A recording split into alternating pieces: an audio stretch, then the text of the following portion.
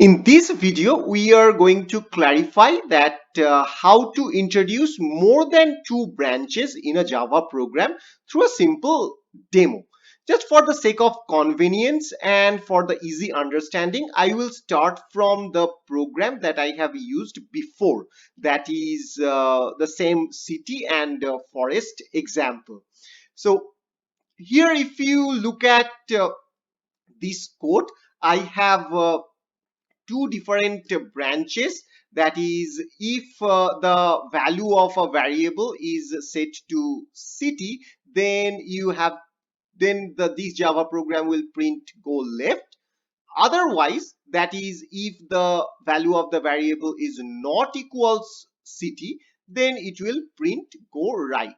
And since the value of the variable in this value of the variable var in this program is set to forest, which is not equal city, it will print go right, as you can see in the output window.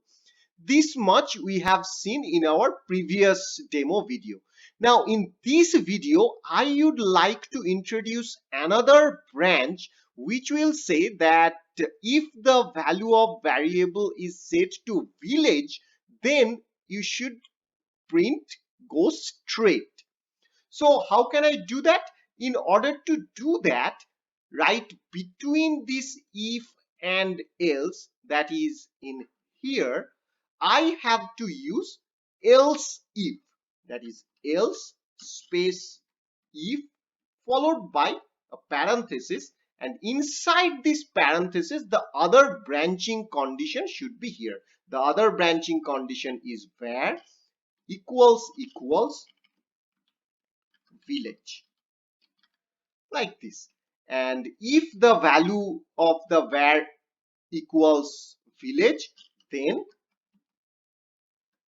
I want to print system.out.print go straight. That is like this. So now if I just run this program, this program will still print go right because the value of var is set to forest, which is neither city nor village. So it will directly come to this else part and will print go right. So if I just run this program, we will see that, well, it has printed go right. Now instead of using forest, just to show you the demo, instead of forest, let me change the value of var to village.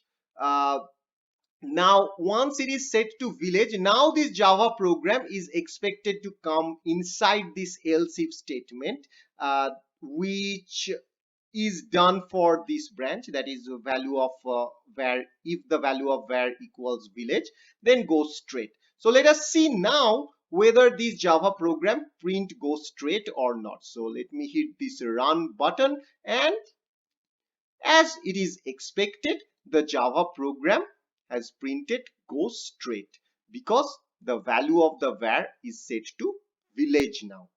So right now this program has three different branch. One is in the line number 5, that is if the value of var equals city. Then another branch in line number 8, that is the value of var is not equal city but the value of var equals village. Then another branch like otherwise, that is in line number 11, which is depicted by else. Now as I have mentioned in earlier video, that there can be any number of else if statement in between this if and else. So let me introduce another else if. So let's say this time I want to go neither city nor village, but I really want to go to somewhere in mountain. If I want to go to mountain, let's say go north. I want to print go north. And just to show you the demo, instead of village, let me change this value to mountain over here, and let us see whether this program is working fine or not.